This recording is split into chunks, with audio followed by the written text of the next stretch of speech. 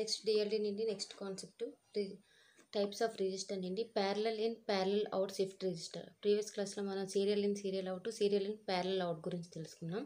Next parallel in parallel out shift register. So ఇక్కడ మనకి ప్యారలల్గా ఇన్పుట్స్ ఇస్తాం, ప్యారలల్గా అవుట్పుట్స్ అనేది ప్రొడ్యూస్ చేస్తుంది. సో ఇక్కడ డెఫినేషన్ చూద్దాం. A shift register which allows the parallel input and produce the parallel outputs is known as a parallel input or parallel output. PIPO shift register అని కూడా కాల్ చేస్తాం. The block diagram of the 3-bit PIPO shift register is shown in figure. Okay, this circuit consists of the 3 D flip-flops. ఇక్కడ మనకి 3 D flip-flops అంటే D flip-flops ఎందుకు తీసుకున్నామంటే transparent, మన input ఏదైతే ఇస్తామో అవుట్పుట్ కూడా సేమ్ యాజ్ ఇట్ ఈజ్గా వస్తుంది కాబట్టి D flip-flopలో ఇక్కడ మనం D flip-flop అనేది యూజ్ చేస్తున్నాం. Okay, which are cascading, that means output of the one D flip-flop is connected to the next flip-flop.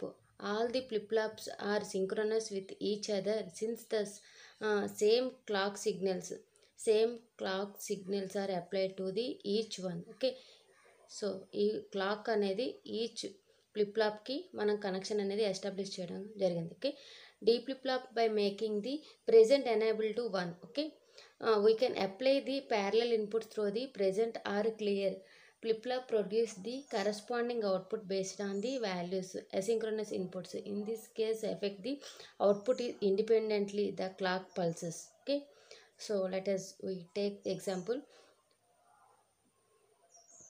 So serial ఇన్పుట్లో మనం ఈ సీరియల్ వైజ్గా మనం ఇన్పుట్స్ అనేది తీసుకొని ప్యారలల్ అవుట్పుట్ వచ్చింది. సీరియల్ ఇన్ సీరియల్ అవుట్లో సీరియల్గా మనం ఇన్పుట్స్ ఇస్తే సీరియల్ ఇన్పుటే వచ్చింది. ఓకే, సో ఇక్కడ ప్యారలల్ ఇన్పుట్స్ అంటే ఫర్ ఎగ్జాంపుల్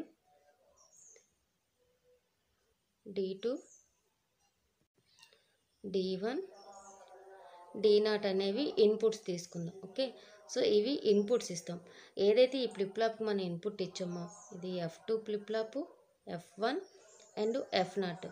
సో ఈ ఇన్పుట్ అనేది మనకి ఈ D2 ఫ్లిప్లాప్లో అప్లై చేసాం కాబట్టి అవుట్పుట్ సేమ్ యాజ్ ఇట్ ఈజ్గా ఏమి ఇస్తే అది వస్తుంది. నెక్స్ట్ D1 ఫ్లిప్లాప్ ఇక్కడ ఇండివిజువల్ సెపరేట్గా ఇస్తాం. ఓకే, సో దీని యొక్క ఇన్పుట్ దీనికి సెపరేట్, దీని యొక్క ఇన్పుట్ దీనికి సెపరేట్, దీని యొక్క ఇన్పుట్ దీనికి సెపరేట్. సో సీరియల్లో మనకి దీని ఇన్పుట్ దానికి నెక్స్ట్ అవుట్పుట్ అనేది నెక్స్ట్ ఫ్లిప్లాప్కి అవుట్పుట్గా తీసుకున్నాం. బట్ ఇక్కడ అలా కాదు.